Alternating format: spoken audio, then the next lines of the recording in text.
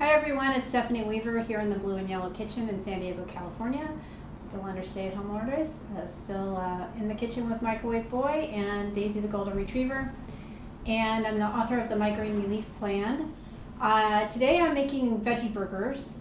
You may have started to hear that there is a meat shortage. There's going to be a meat shortage. Some hamburger chains are not going to have burgers.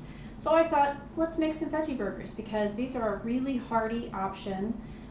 They don't taste anything like beef burgers, and there's no pretense about that. But they're hearty enough even for a Microwave Boy, aren't they? Yes, they are. He likes them. He likes them.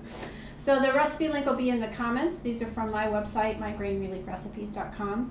So they take 2 cans of chickpeas, drained, or you can home cook them like I did in the Instant Pot. In that case, you will need to measure roughly 30 ounces of chickpeas, half and half. So what I did is I took the first can, or 15 ounces, and ran it through the food processor until it's a pretty smooth texture. So you don't want it to be like pureed. You still want to see a little bit of chickpea texture, but this is the base for the burger. So you do want this to be nice and kind of uniform and fairly sticky. The other thing we're going to be using, which you may or may not have at home, is ground flax meal. This is the vegan egg substitute, so I have it in the fridge. And normally, so you could use tamari or soy sauce, or I have coconut aminos. I'm going to use a little less than my recipe calls for, just because they can be a little of a migraine trigger for me. So instead of 2 tablespoons, I'm just using 1 tablespoon. And for my migraine peeps, you just skip this all together and just use some olive oil. So I'm going to do about a tablespoon of olive oil. And then the flaxseed is an egg replacer. So what it does is it gets really sticky. This is also in a burger recipe, kind of the sub for breadcrumbs. So if you don't have flax seeds, it's totally fine. What I would recommend is swapping in 1 egg. And then if you have some breadcrumbs, or you can make toast a piece of bread and crumb it up in the food processor, just kind of, you're going to look for the amount that you need for the texture. So this isn't a super hard and fast recipe. What I did yesterday was I pre-cooked the onion and the mushroom. And these are cooked up and fairly finely chopped. Not minced, chopped. You want some texture, but do not skip this step. This is the step that gives the burgers the incredible flavor that they have. The mushrooms provide that delicious umami boost that we really want from a burger. And then you're just going to mix that in along with this guy, which should be already getting fairly sticky. And I always forget to pull out. So Microwave Boy is now nicknamed this Thumbelina.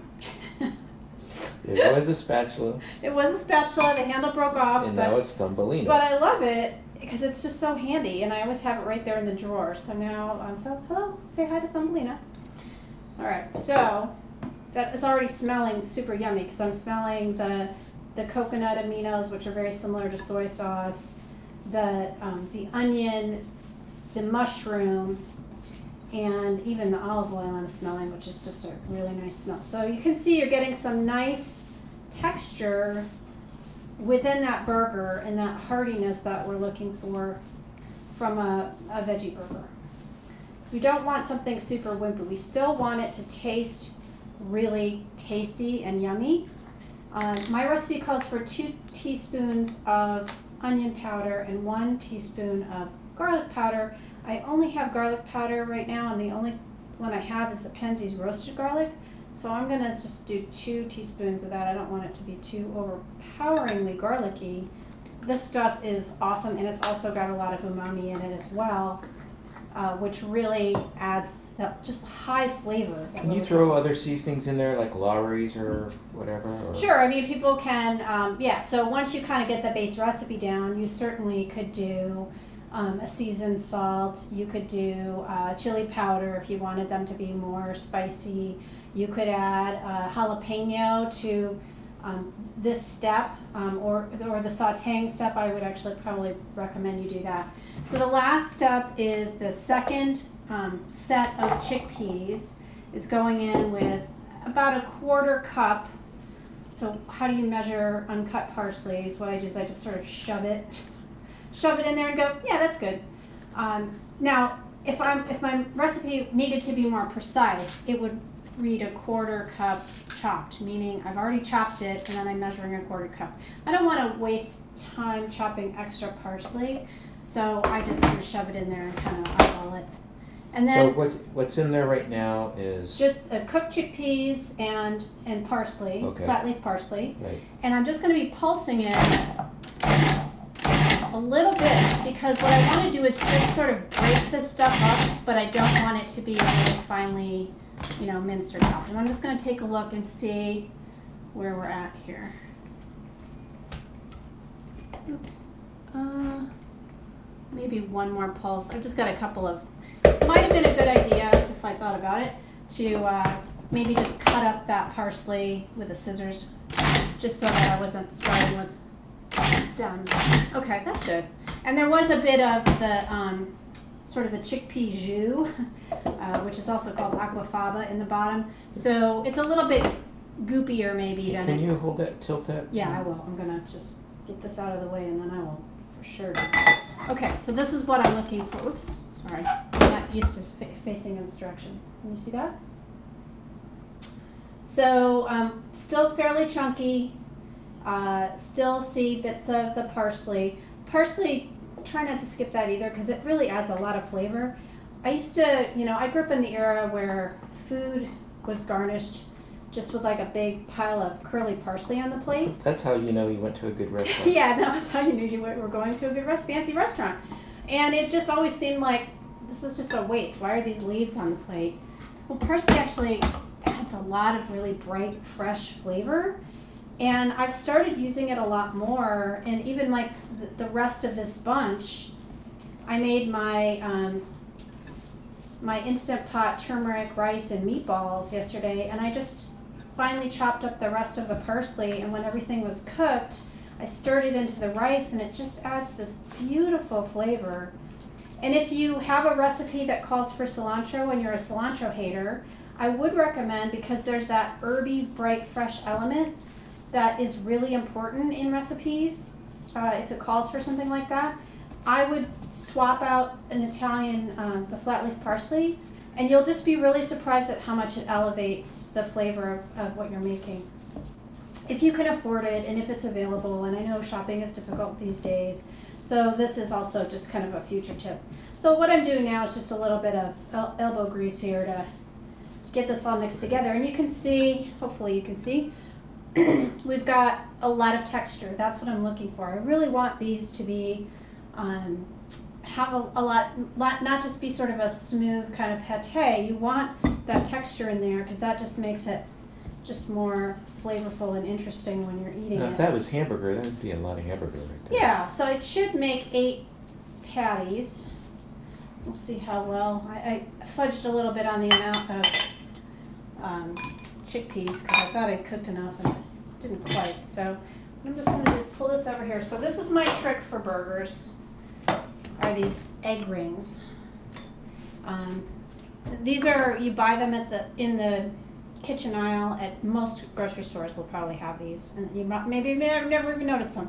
And what they're intended for is make an egg McMuffin. Right. Yeah, you want to spray it real well or the egg will stick. And you put it right in the pan, pour the egg in there, and it cooks. And then you ideally pull it out and it's not stuck, and that's why there's a little one handle. But they're also fantastic for forming really beautiful patties. So what I do is just kind of shove that in there. I might have put a tiny bit too much in, but you get the idea. And then you just lift it off, and oh, look at that. It's a beautifully formed patty. So is the thickness? Yeah, so I probably should, it's good to level them to the egg ring. That one's a little bit thick, so it might have to cook for a couple more minutes. But it's just really nice because then, so these are on a silicone sheet on a half sheet pan or baking pan. And if you want to make up, a full batch and you're not going to be eating them right away, you can freeze them right on this pan, And then once they're frozen, pull them out, you peel them off the silicone, and then you can stick them in a freezer-safe bag and have, homemade veggie burgers whenever your little heart desires. These are sturdy enough to hold up to a grill. You just have to be a little bit careful when you're flipping them, because they can, they're just a little bit more tender. So if you don't have silicone. So parchment paper, or if you wanted to freeze them, even on aluminum foil would probably work, or wax paper. That would be my next best choice, because the wax paper would peel off easily.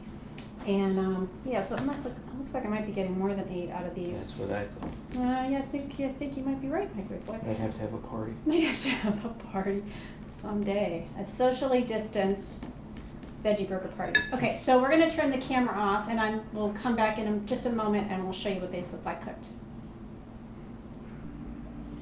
15 minutes later, let's take a look at our burgers. So, not as successful as they normally are.